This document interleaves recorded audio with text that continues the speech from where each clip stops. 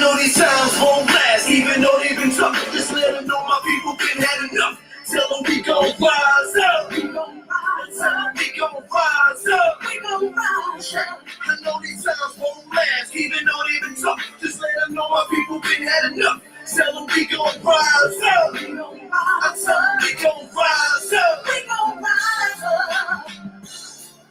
Please, Lord, forgive them. They try to hold back and chillin' like they ain't know it was written. Break every chain. Wanna free my people from mental prisons. The eyes on the sparrow, I know we'll narrow divisions. Hope is the boat that keep us afloat just as you envision. Faith to erase the pain from all of our people slain. Desperate for change, actions to back up your spoken name. When they throw dirt on ours, we use it to plant game. When it rains, we go greater together, no matter the weather. Trust these dark days, we're gonna get better.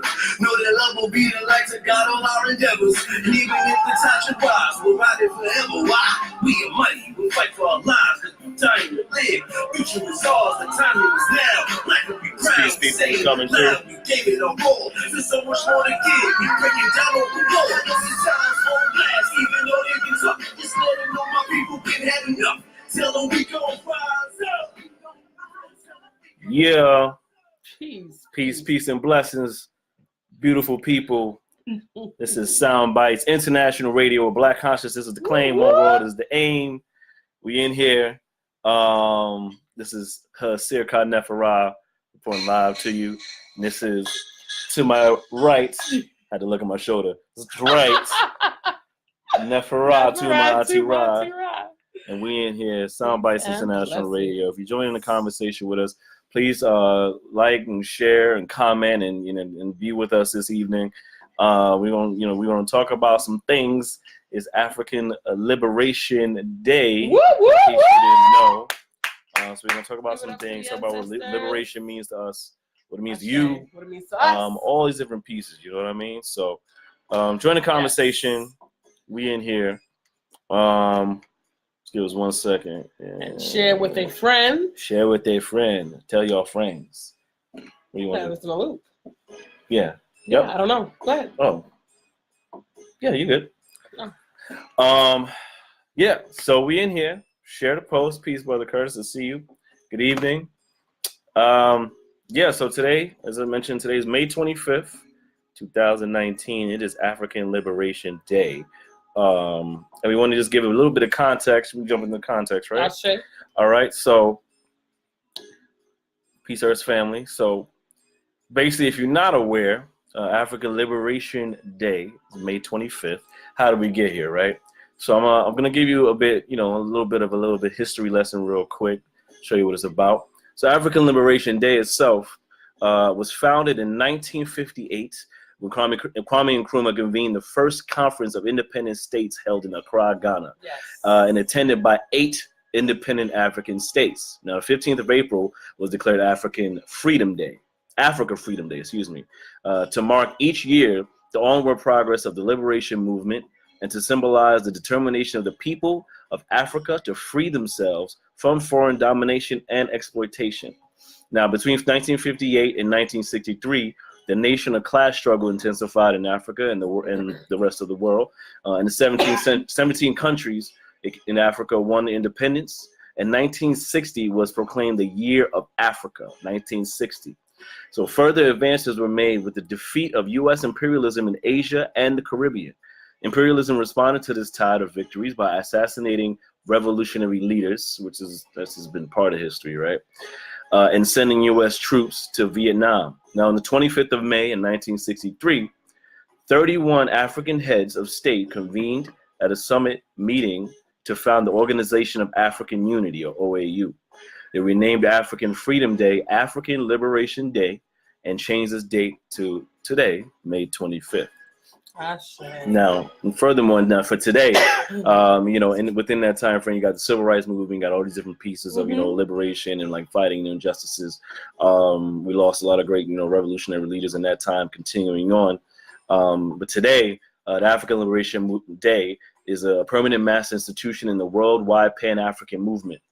As an institution, it is stronger today because the masses of African people are stronger, and ALD, African Liberation Day, is their day. As a day of work in the area of political education and organization, it reflects the fact that we have not obtained our freedom, and thus it is a day to reaffirm our commitment to Pan-Africanism, the total liberation and unification of Africa under scientific socialism.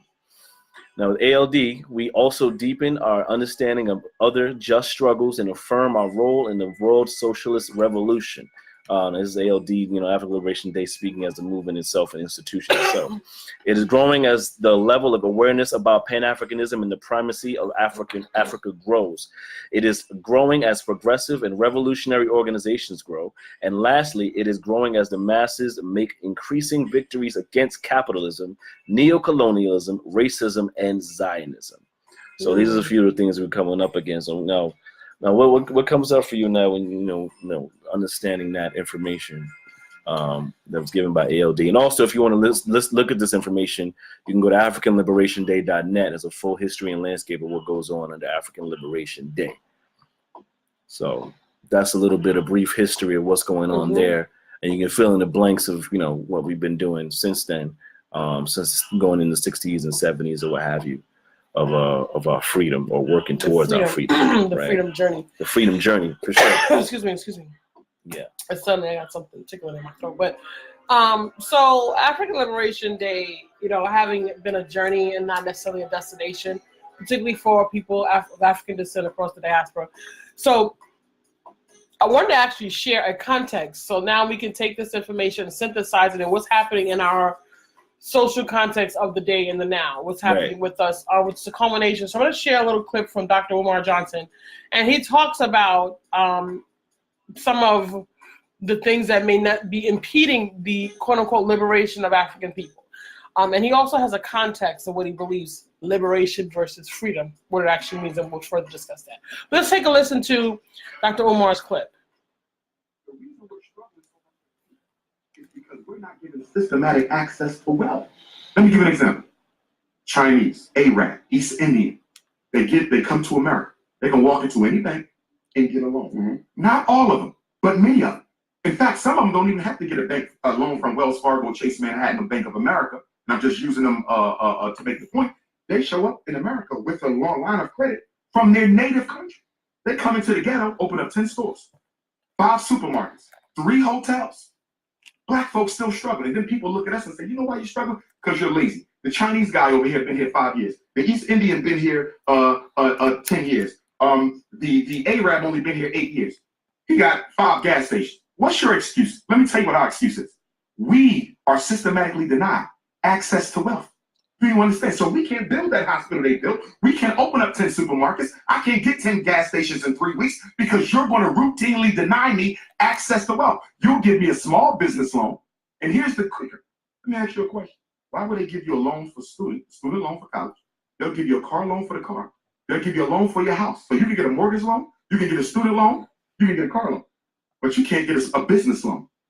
Wait a minute now. The education is going to cost me $100,000. The car is going to be about $70,000. The house is going to be $250,000. Why do you approve that, but you don't approve the business loan, which is probably for half the amount? Because if I finance your empowerment, that disrupts my system of extermination and genocide. You cannot kill a people who you are financially empowering. So we are kept without access to wealth. That's why the hood is full of mom and pop stores. That's why the hood is full of struggling businesses, because America has a policy where you do not empower Black people for their own benefit. Any other minority? Yes. Why? Because if they get out of hand, they can be sent home. The Black man cannot be sent home. Slavery is older than America. America was born on July 4th, 1776. Slavery in the colonies began on August the 20th, 1619. There it is. Okay, and there you have it. You know what I mean? The oppressor will not give the oppressed tools to destroy their house and get free out of oppression. So the master's tools will never dismantle the master's house. Exactly. And it's not necessarily a weighted situation. It's a strategic situation. Right. It's an opportunity to look at, like, so what is actually happening? What is actually in our space? What is actually occurring that is impeding the mobility, the upward mobility?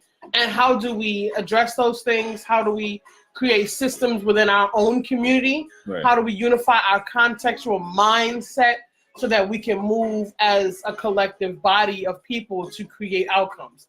The reality of it is, I personally believe that, yeah, we made some strides. We've definitely made strides in terms of people. But when I look at the landscape of the human experience of the African, I can't really say that that we've made as much progress. We've made segmented progress. And there are groups of us within the African diaspora. But the biggest piece that I'm confronted with when I think about African liberation is the mindset. African as a context and as a root, and when that becomes the daily function and the way of being for all African people across the diaspora, that's progress to me. Being a first something or a first title, etc., that's not impressive to me. That doesn't do anything for me. Especially in 2019.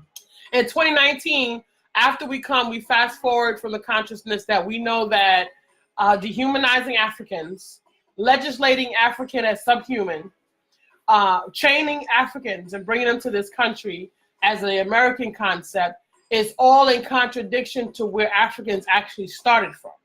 So now that we're clear, and then the conversation of race as a mechanism of war, it's a card, one of the many different cards that are being used to diminish the collective consciousness of African as the root. All of these pieces are in our space, and we get to face the fact that I believe that our biggest barrier is that collective consciousness. So I'm just in a place where I feel like we need to like really move forward with the way we think as a unit. We keep taking on this happiness and we get so jovial, and to me that actually shows up as you're happy, you're accepting of your position as second best. You're saying, oh yeah, well, I'm excited to be the first such and such, or the first so and so, the first woman this, and the first one. That's somebody else's consciousness, and there's no need for the African to step into that space, because Africans have been doing this all the time. Africans have been intelligent, have been scholarly, have been setting the foundation for the entire world forever. Like, our life didn't begin as slavery. And if we continue to accept that, that's the consciousness that is a card being used against us within that maintains oppression for African people. So African liberation, the goal of having African union and bringing our people together, that's a powerful thing and a powerful concept. And that is the most important thing that will support and uplift Africans. So yes, we all should be, every African person should be in celebration of African Liberation Day. I would say African Freedom Day. Yeah. For sure, the original context, right? Like, because it's like you're saying, the biggest deterrent we have right now with us is this dissection of the collective mindset. Like, we would benefit greatly from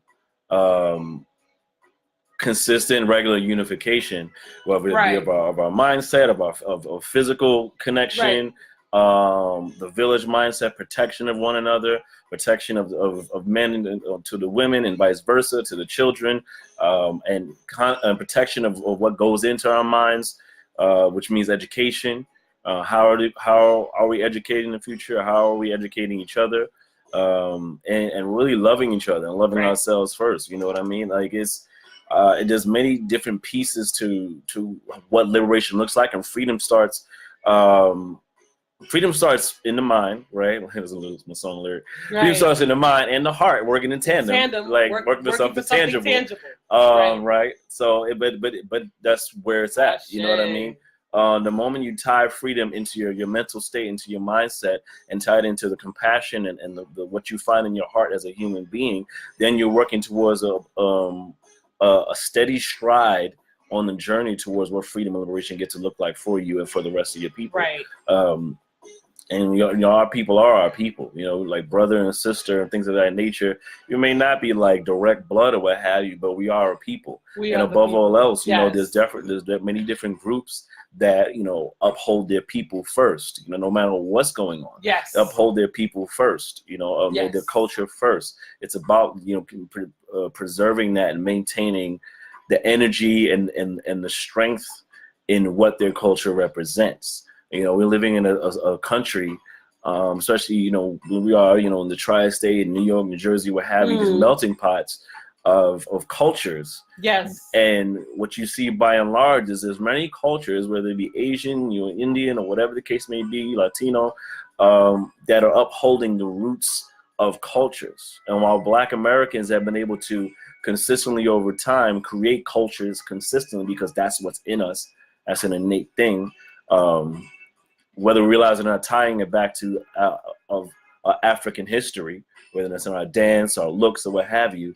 By and large, we're not owning that 100% in our economics, in the streets, and where we put our money, where our money is going, and where we're taking our money from, and how we create for our people, whether it's clothing, whether it's food, how are we growing our food, whether it's technology, are we making computers, are we making phones, you know, we and we like consumer. all these pieces, like consumers, and but consumers of our what? own. Exactly. Well, you know, when we look at, see, this is what I mean, you know, some of our people, we never even consider the concept of a landscape of living. What are you doing? What is the purpose of life? What are we actually doing here? And why is it important that Africans hold an African contextual mindset? Why is it important that Africans hold a contextual African mindset? Because you're an organism.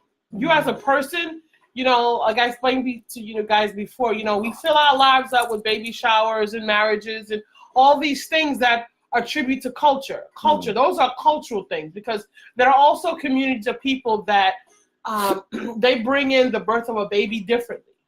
You know, here in America, we bring in the birth of a baby, we have baby showers, right?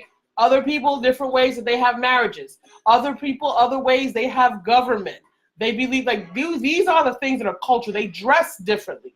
We dress the way we do. All of those pieces are fragments of a culture, but what is it for exactly? So that we can be social, so that we can nurture as an organism, so that we can grow and expand. And I think that a lot of our consumerism is based on some of the cultural deficits that we have. And some of the cultural deficits that we have is we've compartmentalized the living experience to make it be this holiday, this group of people, this celebration, this, you know, these different things that are moving our lives through. And what they've actually done is they've not actually given us purpose within our being as an organism. It's not nourishing us. So we filled up our lives with being consumers. And it's all been an entire manipulation process of helping you to feel comfortable with your oppression. There are just more ways to make you comfortable with your oppression. So you can run around and wave your flag and jump around and have a grand old time. But the reality of it is you're still in bondage.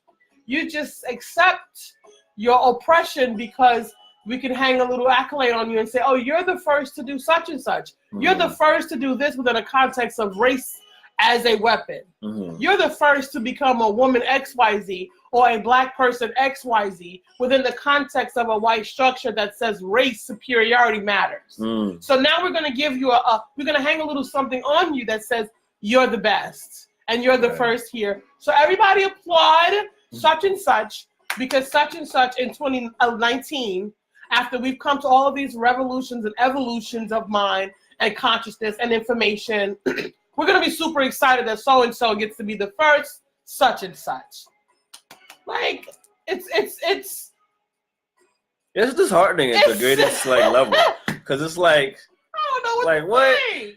Like how is this possible in the context of talking about progression and this constant? And why is that progress? Like how is that progress to still be the first of something in fields? A lot of times in fields we've mastered for centuries. We've mastered these things for centuries. Ain't talking about ancient mathematics and things like that, and scientific breakthroughs, and even in the days of slavery, just to get by and figure things out. We're talking about the first Black governor here, the first Black senator there. Like this, we're talking about the first Black CEO, such and such. We're talking about minimal, like low hanging fruit things like that. We're not even talking about the person to invent the cure for such and such. Right. A disease that was probably created by virtue of our cultural experience, by our habits and behaviors and the things that we do. So because of all these things that we do, we've created some dis-ease and some dysfunction along with our cultural experiences and consumerism, etc. So we've created these things by virtue of our culture, and now we get to say, oh, so-and-so is the first to do thus and thus. So... And then, you know, it's also interesting too, because it's like it runs these different lines where it's like now it's like with this realization of like, oh, black people actually do some cool stuff, but not really. It's like it's almost feeling like, and it almost feels like a placation to me, like this niche thing to say, oh, this person is changing the game of like, and they're a black like Olympian or this and that, and like now in certain spaces that would normally predominantly white as far as reporting this type of information. It almost seems like now it's kind of like we're just beating you over the head with like all these black people that are doing amazing things. Like, black people have been doing amazing things forever. Guess what, white people? You guys just showed up. You guys just arrived. Like we've been doing this. We've been rocking out to this for like forever and every day. And it's almost crazy because it's kind of like, okay, cool. Like the thing with the lady with the GPS. Like a black lady was one of the people that like finessed like, you know, the invention of like the GPS system. You know what I mean? And like, and the only reason she came forward because you got stories like hidden colors, hidden figures that came out. Me too. You know, like and I was just kind of like, that's great, but it's also whack. I'm like, why are we just like this lady? She's like almost like reaching the quote unquote end of time. And she's just now getting the fruits of that, you know what I mean, or whatever that fruit looks like. If she is, those are the runoffs from the system. The recognition, you know what I mean. It's like it should be just as commonplace when we talk about a human landscape as commonplace of like this person, no matter if they're black or what have you. It's just been reported like it was clear as fuck that this person was a figurehead in the invention of something that we predominantly utilize and benefit from to this day. You know what I mean? Versus like it's just now coming out of the woodworks. Oh, news flash from like 50 years ago. This was actually invented by this person. You know what I mean? It's like that's like somebody owing you money for like 10 years, and they find you finally like, look, give me my money, man. They're like, all right, fine, here. Oh yeah, here's your money. Forgot it. Sorry. It's kind of like just whatever. You know what I mean? That's how it feels to me. It's not like just right. Like, oh yeah, happenstance. You know. 50 years ago, the thing we utilize the most in this day and age is actually invented by one of your people. We just forgot to mention it. My bad. You know, that's the energy that a lot of this news comes out to me. It's almost kind of like the slap. It's like a slap in the face. You know, so when I think about things like freedom and liberation, what revolution looks like, and like it's us owning our brilliance. Us owning what we're able to create in spaces that weren't there before, to diminish and demolish helplessness. But what we've created is a sense of this learned helplessness and over time because of what's been put in our space by an oppressive system. Like, you need us to do this when we really don't. And, you know, we've learned it, like we've gotten into a space where we feel like we have to rely on it.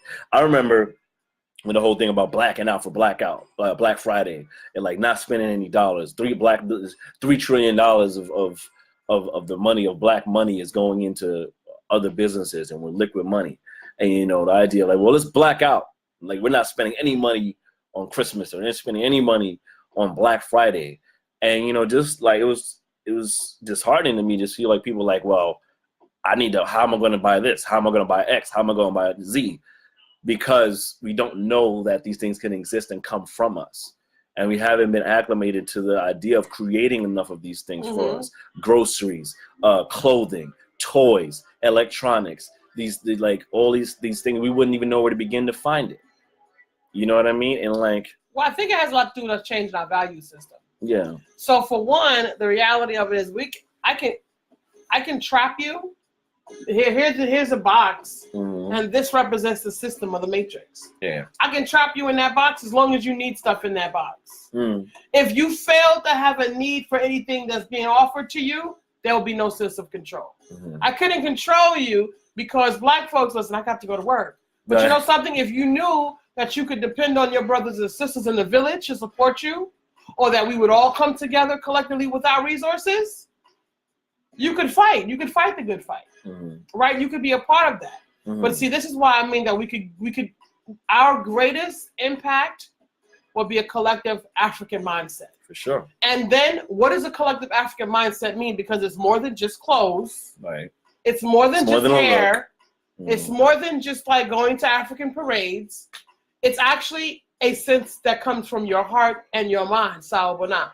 It's a little bit more than these things are the journey too, but we're so far behind the 8 ball at this point that we have to fast forward those things.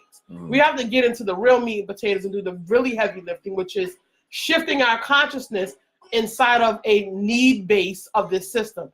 There's nothing in it that African needs. Nothing. It's entirely an illusion. And your dependence on it is why we are consistently exploited.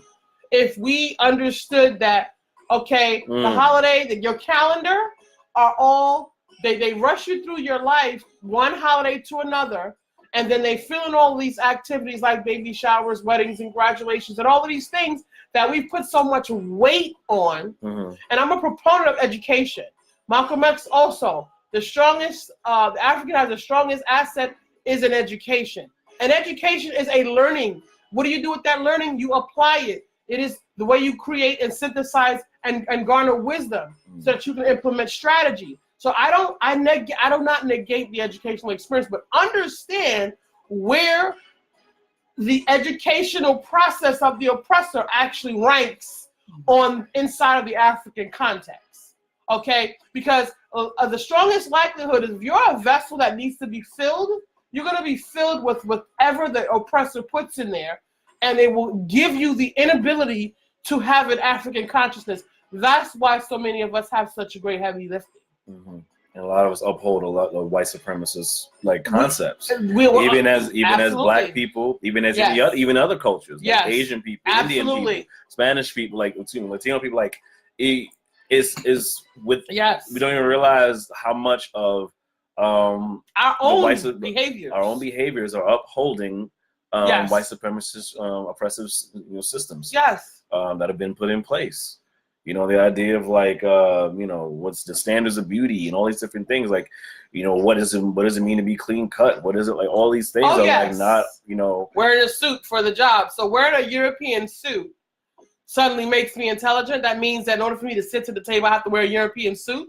Why do they get to tell me that I have to oppress my culture and my commitment and my identity? Because these attires, no, that's not entirely African, but these attire are cultural and they are a part of my identity. So why do I need to now change my identity to fit into your box? And I accept it, so therefore I submit. And we've been submitting against our own health, best interests as a community. We've been submitting to so many little areas that are gray areas. So when I say it's black and white, yeah, it's black and white.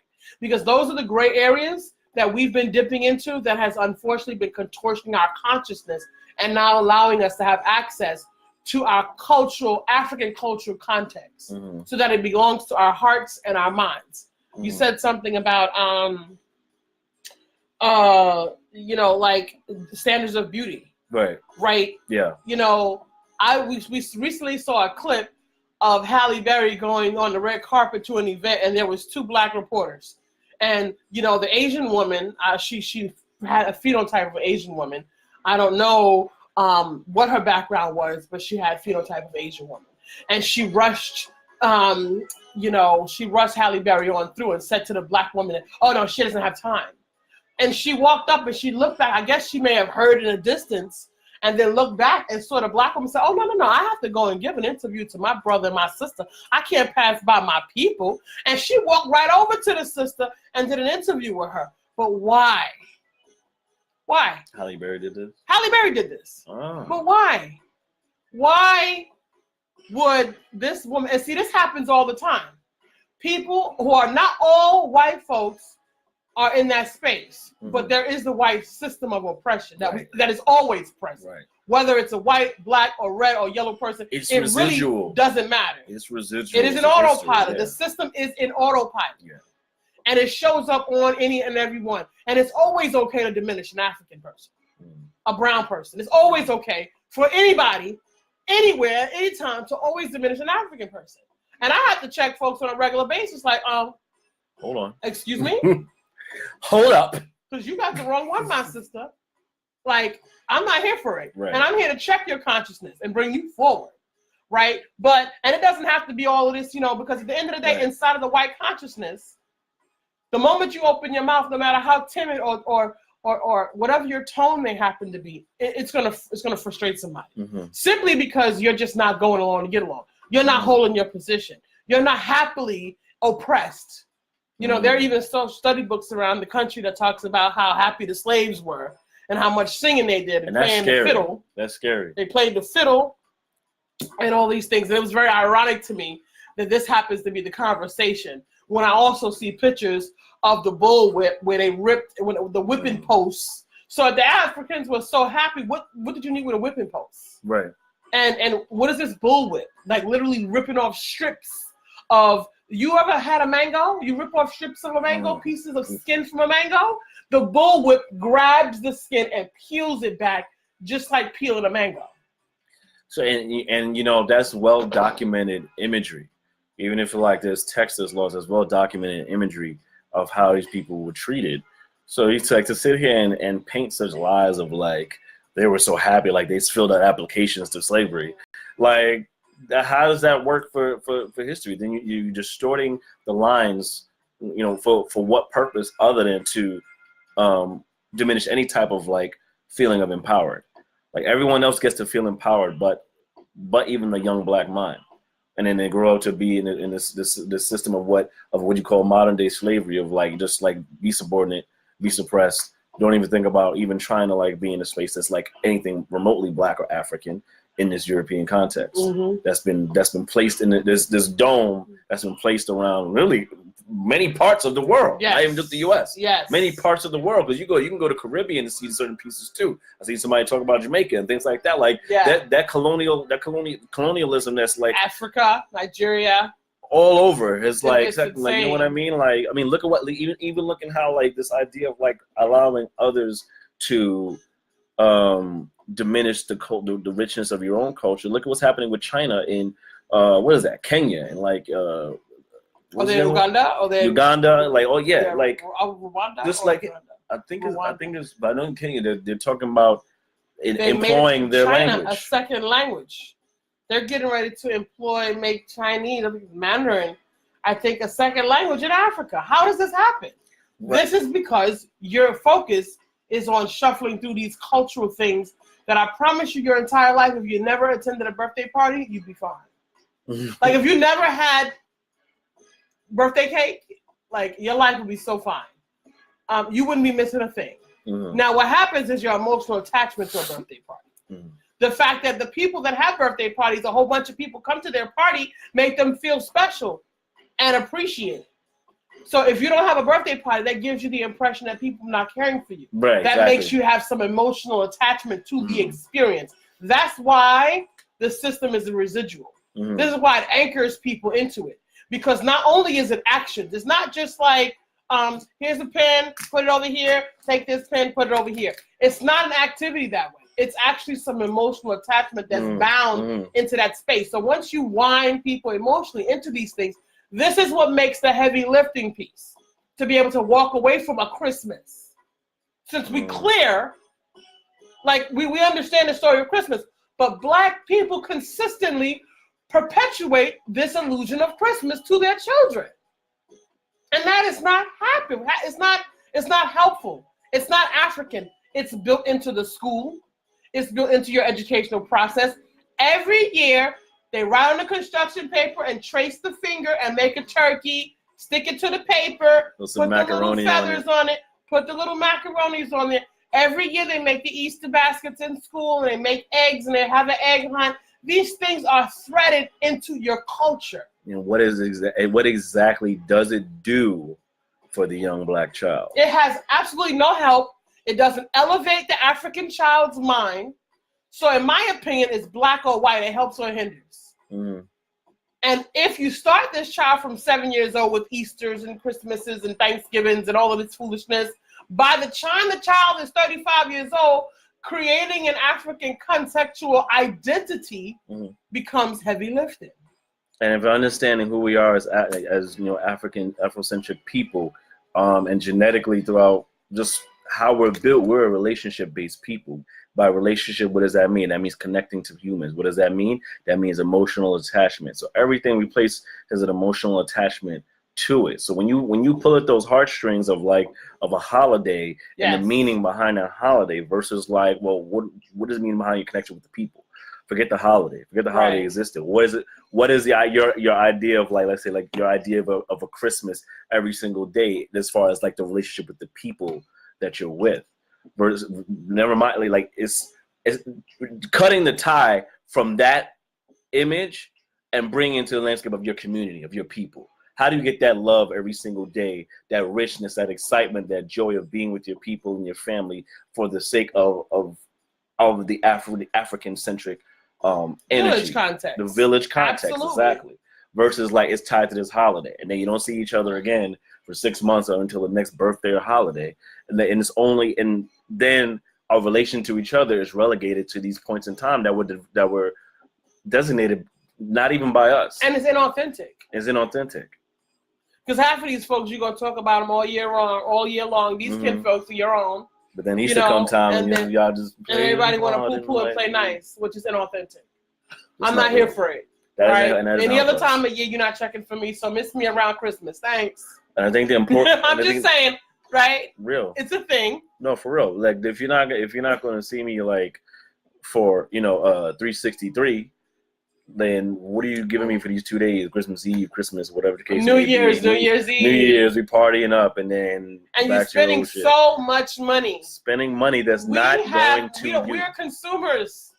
We don't have money. We don't have money to spend booking halls. New Year's parties. I remember back in the day, I paid as much as $250 to go to a New Year's party. That shit crazy. I was out of my mind. That blast just at someone's house. I'm looking back and I'm like, oh my God, I was such an idiot. Oh my God, I was such an idiot. For one day, mind you, $250 to get into this party, and got to go get nails, hair, and all these things done. Got to buy a new outfit. I got to pull up in a new, in a rented car. What's good? What kind of foolishness is that? And I remember like it was yesterday with my girlfriends. That was dumb. That was dumb. That was dumb. That was straight dumb. That was dumb. And I cannot believe I was so dumb. And you know what? I was doing that dumbness, but I knew better. I was trying not to have to do the heavy lifting because it's heavy. And guess what? My friends, and they come on, and these my homies, and they not having this conversation with me because they wasn't having the conversation. Yeah, go ahead with that Sister Soldier shit, P. Not tonight. Anybody here for that?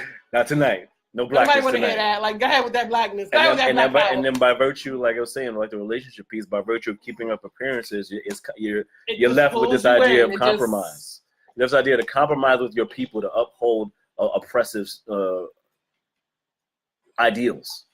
You know what I mean? That they've been indoctrinated to this moving condition with. Yes. They've been indoctrinated to moving condition with it. To the point where it's oh, I know this is fucked up, but it's here.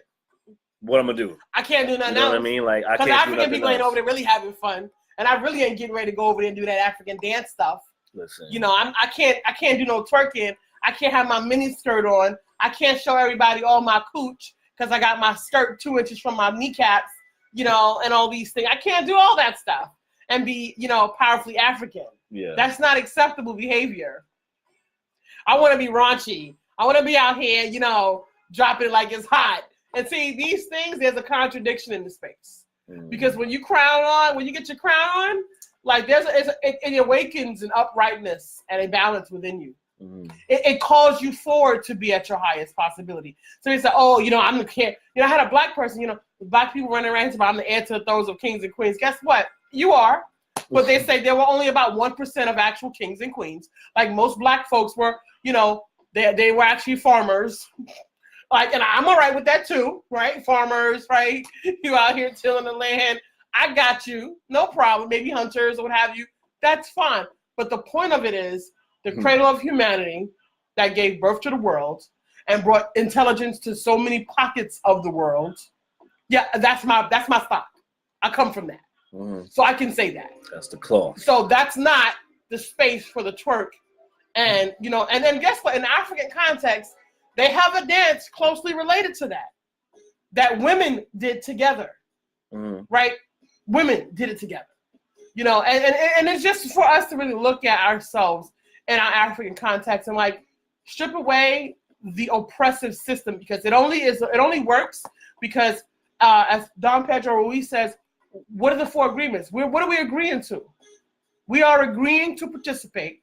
So therefore the residuals, birthday party decorations, booking halls, buying all of these expensive clothes for our kids. You would have to then re-educate yourself.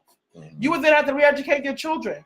It's easier to raise up the child's mind in this context than it is to try to restructure it when it's 30 years old. But it's okay because it can be done. I've seen it done.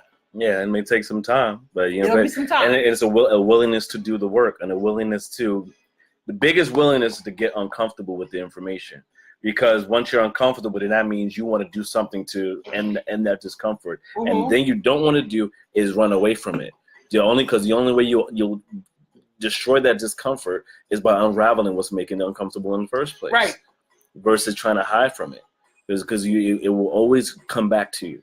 So the best way to get over it is to get through it. You got to go through it. So that means going through the research, going through the journey, going through the edification, going through the realizing how much you've hate to say wasted time. Okay, and did all of that dumb stuff. Did all this dumb stuff for years and years that didn't serve you none. Wasting money. You know, and it's something to be said to like really search within self. You know, it's not easy. Because that, especially that unpeeling, it's like an onion. You know, you're peeling. There's some crying in the process because there's some pain in the process. Yes. And to unravel that pain and to face that pain is to free yourself, though. Yeah. It's worth it. It's much more worth it than to live a lie. And essentially, what we're doing, regardless of how comfortable or how good it may feel, so to speak, it's ultimately living a lie because it's not living in your truest self. It's an illusion. And as long as you're living in this lie, you will always have a sense of insecurity because it's fake. It's fake. And there's no teeth in it. You can't strengthen yourself. You can only posture yourself and behave in some sort of a psychosis. You can do that all day long. And guess what? We created an entire society around it. Like we created an entire consciousness. It's inside of your work. They have the Christmas party. They got the Christmas grab bag that has you partnered up and go out and spend money to give a gift to someone you work with. Like it's threaded everywhere. So this is when we say that the system is on autopilot. It creates residuals even if you don't even know that it's doing it. So the journey of becoming is far greater. The benefits are far greater. And as long as we refuse to do that heavy lifting, this is where we get stuck. And like it comes to a point where I'm here to tell you, don't compromise. Don't go gray. Go black all the way. Always been on black. Don't go gray because it's gonna pull you back. Don't teeter that line. Just don't straddle the fence. Because guess what? Understand that all of these things, it should actually make you angry. Because they've all been installed to keep you from your African cultural identity. They have been oppressive mechanisms utilized to oppress your highest possibility. That's what they're all there for. It's all illusion. You had a culture. They beat it out of you. Kunta became Toby. You had a tongue. And now you're running around here as Toby and you skipping around here happy about it. And you're glad to get your little trinkets and first and good for you and the best and good for you and oh my God, you guys are coming up so well. Good for you. No. And that's good for you for compromising.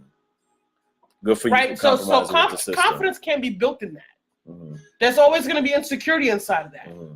because it doesn't belong to you. Mm-hmm. Toby, wake up. Mm-hmm. Toby, wake up. Toby, wake up. Toby, wake up. Hashtag Toby, wake up. You was Kunta. Find Kunta. Get in there and get Kunta out. Because Kunta trying to get out. He's in there. Kunta is in there. Give it up, Toby. He's in the buried in the sunken place, floating out there. Okay, in the sunken place? Oh my God. That's where he's at. Just watching from the inside, like, oh my God, what's happening? I can see through these eyes. Why Toby, man, you bugging. Let me out. Yeah, get out, Toby. Let me out. Get out of there. Get Kunta. Get rid of Toby. You smiling, Toby, but there's some pain going on still out here. Can't breathe, can't talk, can't do nothing. I'm just in this perpetual state of what the fuck. And that's what I mean?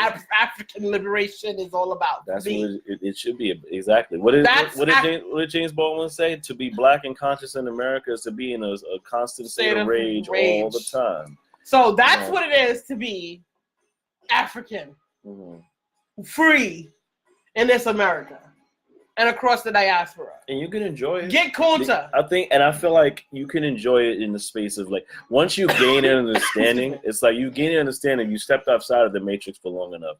You gain an understanding about how to properly maneuver through it and compartmentalize the BS that does take place, which you understand the systematic deconstruction of the people daily for whatever fucking reason, still in 2019.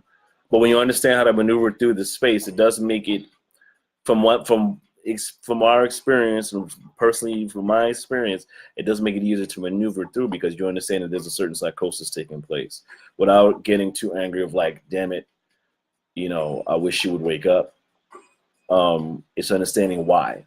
The more you understand why they're in this space and understand what you can do in your journey of self-mastery, it doesn't have to be as frustrating. Right. You know what I mean? It is, but it doesn't have to be, because you can still be part of the process and show up in the way that's necessary, even as one person, one man, one woman, one being, to support the liberation of people. If not in your lifetime, then for lifetimes to come. But it does start with being willing to wake up, being willing to be true to yourself, and hold yourself accountable. Understand the strife, the trials and tribulations of your brother and sister Ujima, the responsibility that takes place in taking on the battles without it being this strenuous, draining thing. But understand that the battle's there. Understand that your people are hurting. Understand why, and it does better fit you and armor you to move through the space. Yeah. You feel us, people? This is Soundbytes Radio. You feel us, people? Like, radio. we're in a space where it's like, hey, just get over it. Move on. Because we're excited. We're like, all of these beautiful Black people, amazing, with the power of love, with the power of intelligence and energy exchange and support and being uplifted. That is a beautiful place to be. There's nothing like it. Like, that is a beautiful, I can't imagine going back, though. I remember when I was over there being dumb. You dumb. Make no mistake about it, because guess what? I was shifting my consciousness. I was a white supremacist in recovery, because by virtue of being raised in this system, I had all the same miseducational pieces that was passed down to me from that my grandparents and parents had. But now being awake, okay, like Kunta in color, live in color, like it's real. And I just invite, the African context into everyone's life. Like for you to get like what freedom really is. Mm-hmm. Freedom of your mind, of your spirit, and of being able to see clearly. Do a quick check-in and stuff when we got some people, especially to the people that checked in the comments. Just Kichia, Forgive me for Keisha. Okay. Keisha. My bad, Keisha. Peace, Keisha. Thank you, beloved. Thank you for checking in. We have to repatriate in the mind first. Yes, absolutely. Ashe, yes. Absolutely. It starts in the mind first for sure. Blessings. We have Jackson Fuller checking in. Blessings. Peace. Yeah, we were giving it right back to the oppressor. Like we gotta let go of that stuff. Let them have it. But, like we got to, Blessings, my brother Joseph. Woo woo. Thanks for going. Shout out to Bars. Ashe. Bouncing Act Radio Show. We support our DC brethren doing this thing. You know how we got to speak the real, man, as much as possible, good brother. So your brother saying about speaking the real right now, and I mean this is what we get to do. No matter who we stand with or how we stand with, we got to stand on our truth first, and this is where it is. One love, Buzz E. May. I hope I'm saying that right. Thank you for checking in. Yes, indeed. Getting rid of that first stuff, Jackson Fuller for sure. The first and first, enough is enough. You know what I mean? This be the now. This is it. But this is the cusp of it. So this is why we like to talk to the people. Absolutely. Because the people are empowered to make change. Absolutely. You are empowered to be the difference. It is your duty to make yourself the best possible asset to the whole. So this means re-educating yourself, dealing with that homemade education, starting from the ground up, building in the work, then you can build in the consciousness, then you can build in the actions, and you can build in repetition, because it's going to require a lot of repetition. The matrix keep you covered on all sides at all times, even in your dreams. So it's going to take some work for you to get out of there. Oh, sure. Get out of there, Toby. Come on, Toby. We standing for you. Yes. Midnight? Huh? Yeah, we're gonna rock with y'all for a little bit. We're gonna roll into midnight, and then we're gonna get out of here. But we just want to be with our people. You know what I mean? This is Soundbytes International Radio. This is Black Consciousness. This is the claim. One world is the aim. That's what we're doing. And for me, I think I wanted to reflect back. What's up? Yeah, I know. That's what I was saying. You want to? Yeah, I was going to wrap up. I was going to go ahead and go. Oh, okay. If you want to wrap up, fine. Yeah, midnight. Okay. No, I'm just going to wrap. All right, well. Because, if you got something else you want to add. Yeah, no, I was just saying when you're talking about the pieces, sure. like the educational piece and like the realization. I mean, for me, for a long time, even as a kid, I always felt like something just wasn't right. You know what I mean? Like, I felt like the Black American experience, the Black experience, there was just a lot of bits and pieces missing, a lot of loopholes in the plot points of our story.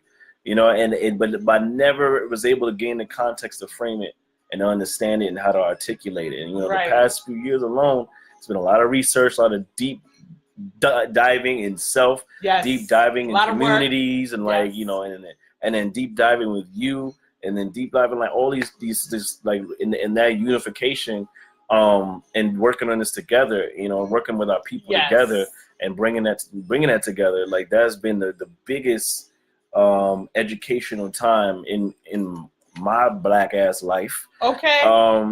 Because it's like, yes, there's a framework, there's an understanding here of what needs to be done. This is what's been happening, and here are some steps that we can get to do it. Here's some solution-based steps we can work towards, and then keep it in repetition. Right? You know what I mean? Yes. So let's work towards it. Toby, wake up. People wake up. Toby. You know what I mean? We're here to support in the wake up every single day, even though it's nighttime right now. And we're here. This is Soundbytes International Radio. We're giving to you in soundbites. We're giving to you in long form. However it takes to get the message to you. Yes. And to educate our people and support our people and even be educated from you. That's what we love to hear from you. Yes. So bring it in. Bring it in, community. Group hug. Right? This is the village speaking right now. So Ashe. So yeah, we just want to do this special broadcast. Once again, special broadcast. We will be coming back. We're back on it. We'll be letting you know throughout the weeks. Let us know what you want us to talk about. If there's any topics burning in your hearts, you can message us. Hit up our page, Soundbytes International Radio, on Facebook, on Instagram. We're still working on the site, and it's working, it's building, and we're gonna make stuff happen with that. But we love to hear from y'all. So let us know what you like to hear us talk about. Who you think we should talk to, or when we come talk to you. You never know how we're gonna work it out. Checking on you. We check in with our people. That's but our premise is we talk to the people because the people are empowered to make change. Absolutely. People do things. People make things happen. People don't make things happen. Mm-hmm. Okay, so at this point, you come into Soundbytes, you can never say you didn't hear, you didn't know. Because we making it clean, we putting it to you fresh, clean, no holds bar, straight shot, clear. You get all the information that you need in the space and enough for you to build it out. Okay, so I'm not poo-pooing it. We don't poo-poo it here. We're not going to poo-poo it for the matrix. We're not going to poo-poo it for feelings. We're not going to poo-poo it for insulting someone. Because if me standing for my best possibility and for the best possibility of my people is offending you, then I'm sorry about that, but you have to work that out. Because that's not my business. Work out your situation. Okay? Because Black folks, I'm real clear that we take this position on these things, but be very clear that these are methods of war against your consciousnness. There's a war against your mind. That's why it's so hard for people to get themselves out because the system is now, it's so packed, so dense, and there's so much residual that happens in it to keep you locked in. So you want to be able to identify where it's at so that you can reprogram yourself. Because guess what? If you can't see an African, you're probably not making the best decisions for yourself. And you're probably not making the best decisions for your community. And you're definitely not making the best decisions for your children. Once you have the mind, you have the man, and that's it. So there you go. Time to let go. Let him go. Toby, where you at? Get Toby! Get Toby out! All right, so we're going to wrap up, good people. We love speaking with y'all. Yes. We thank y'all for checking in whenever you can. We appreciate you. The movement goes through y'all. So we're going to get out of here. The Soundbytes International Radio. Black Consciousness is the claim. One world is the aim.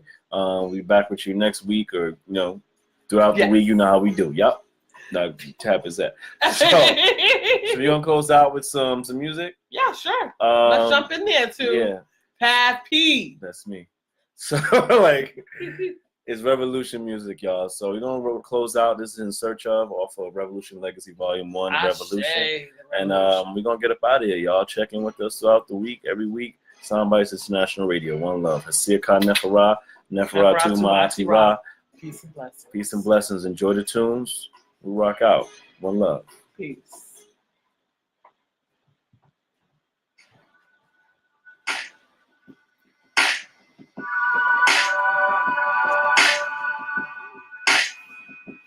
Ain't many ways I can say. I just want my people free. You can keep on snoozing if all you sleepers ain't hearing me. Infiltrating dreams. Subconscious is on the way. Said could say the change will come. Toast it up, it's on the way. Know my people crying, people dying in some crazy ways. Feel it ain't enough to break, but the page increasing every day. But I'm here to say, I can see the God in me. Namaste. It's up to us to do just what we gotta do. I'm not sure to believe it. We fighting through the beat. It's just the way we dealt. Play them cards, the hands we dealt. Not everybody is ready to really have conversations. Our color wars and capitalism divided our nation. Revolution is love. Hold up our souls and aching. True blessings, my people in passion. Did an action, no being with it. Let's stand up strong. Together it's on. Let this be a song when it's hard to carry. I can feel the love down on my cuticles, riding down this road. I'm in search of the beautiful. Search of the beautiful. Search of the beautiful. Search of the beautiful. Search of the beautiful. I can see the light. It's brighter than you know. Riding down this road. I'm in search of the beautiful. Search of the beautiful. Black music, for Search sure. of the beautiful. Search of the beautiful. You got it in. Hey. I speak it cause I know it, we all can too. We got our different ways to show it. From Browns to the break, head to H-Town.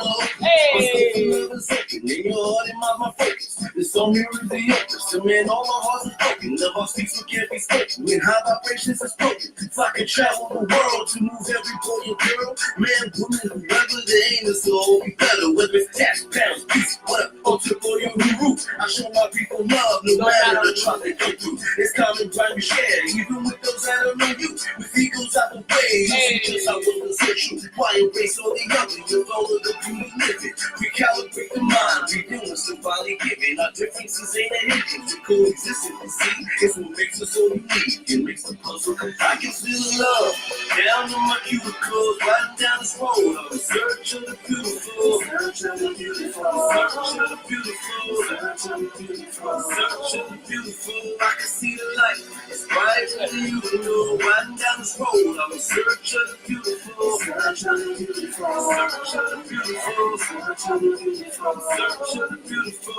People, we can love each other better by looking for ourselves and each other. Every single human contact, every single person we see is looking for similarities and just looking for the goodness and spirit we have within ourselves and others. It creates a bond and it also creates love and an unconditional love. Hey. Actually, it's a recondition or reprogram ourselves to learn how to love. Mr. J. You have to teach yourself how to love in order to love. Leonardo. What's up, D Jenks? Also love each other and be kinder to each other. Being empathetic. I feel that love. Shout out to Sister Shamara. Shout out to Brother Jermaine Reeves. From a listening perspective, you also have to love each other from a place where it is understanding a personal situation and loving somebody for where they Love them for where they are, y'all. One love, Brother Cooper Curie. Curie. For ourselves, have more love available for our community and for the world. I definitely think that we One love, Brother Seydu. support. Shout out to Cross Seydu. Culture. Whoop, whoop. Once you hear someone out, hear their perspective, and are willing to kind of compromise with them, I think love comes out. Yeah.